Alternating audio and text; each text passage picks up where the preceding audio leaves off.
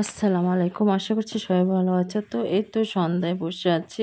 বাচ্চারা পড়ছে। তো আর দেখুন এই যে আমার বাসার পেছন সাইডটা এত সুন্দর লাগছে দৃশ্যগুলো। মানে এখানে সবসময় এরকম দৃশ্য দেখা যায় আর কি। তো আমি বারান্দা যখনই আসি দাঁড়িয়ে দাঁড়িয়ে দেখি ওরা কি করছে।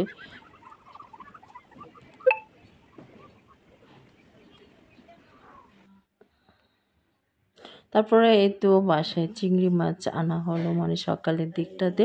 তো চিংড়িগুলো হচ্ছে বেছে নিচ্ছে সবাই মিলে আর কি।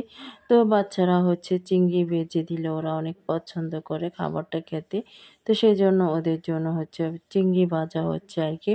তো চিংড়িগুলো বেছে ধুয়ে পরিষ্কার করে নেওয়া হলো।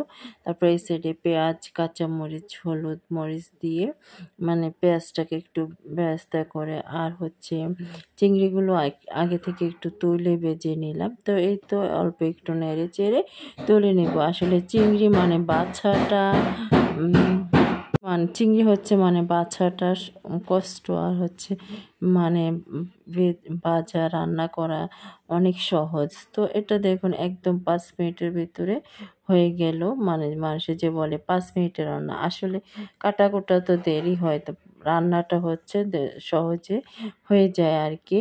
তো এই তো তারপরে হচ্ছে আমার মেয়ে পড়া থেকে উঠে মানে ওর পেয়ারা ভর্তা খেতে মন চাইলো। তো নিজে নিজে করবে, তো আমি আর বাধা দিই নাই, বুঝে থাক করুক, করলে ওরাও শিখবে। তো ও করছে আর কি। তো এইভাবে ছেঁচে নিয়ে হচ্ছে ভর্তা বানাবে। ও প্রায় সময় পেয়ারা ভর্তা খেতে পছন্দ করে। লবণ মরিচ দিয়ে তারপরে তেঁতুল দিবে, দিয়ে হচ্ছে ভর্তাটা করে খাবে। ওর ফেভারিট ফল হচ্ছে পেয়ারা, সবসময় বাসায় পেয়ারা রাখতে হয়।